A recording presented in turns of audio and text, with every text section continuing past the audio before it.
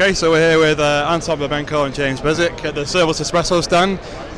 James's colleague Julian has just given us a good high-level overview of what Serverless Espresso is. What I'd like to know is what sparked the idea for this architecture and the design.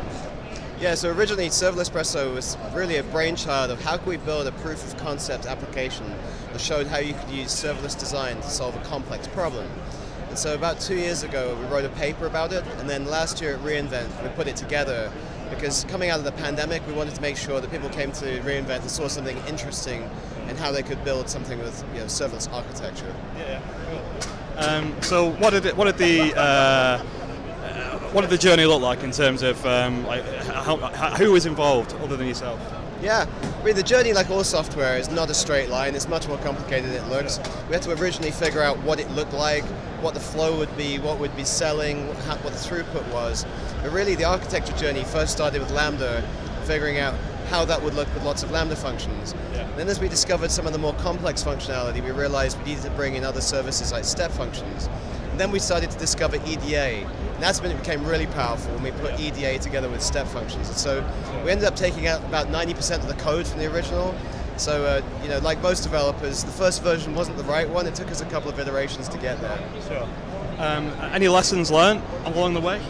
Yeah, I mean, I think the key lesson for us was really use step functions for the orchestration piece instead of having lots of nested code logic trying to do it yourself. Look at what the services can do for you without you trying to build things and reinvent the wheel. Yeah. But looking at this combination of how you can use events to really structure your application gave us enormous power.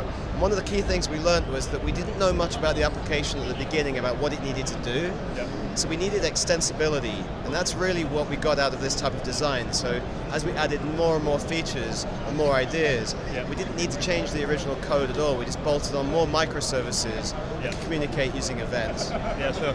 And Werner mentioned it in his keynote this morning. That must be pretty validating, right?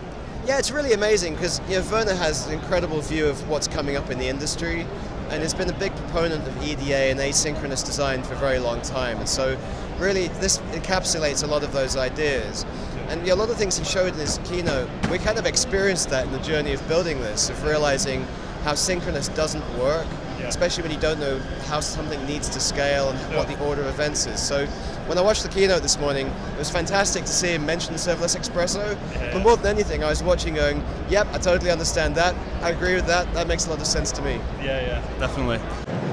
Anton? I can actually follow up with what James just said.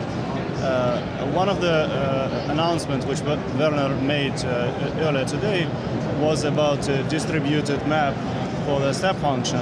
And I can, looking at how many people are here, I'm just dreaming that distributed map can be executed to serve everyone's a cup of coffee at the same time.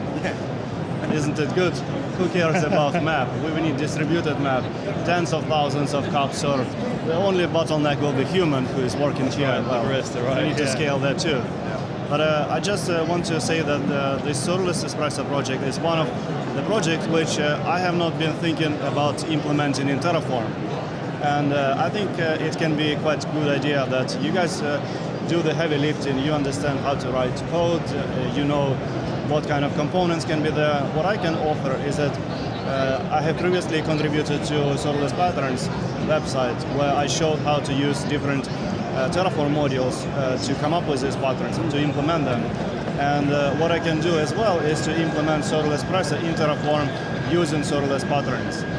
Because I have components for all of these components, maybe except of Cognito if you use it, because I don't use this service in Terraform. But in general, it can be quite a simple project because you did already everything. All I need to do is re-implement the same stuff using Terraform identical components. I think that's a fantastic idea because we'd like to see these sorts of proof of concept applications. They're all open source. Be turned into other IAC versions that are used by customers. We know Terraform is incredibly popular with our enterprise customers, so it's a great idea. It helps customers see how they can implement something of that ilk, right? Exactly. Okay, thanks guys, thanks for your time, appreciate it.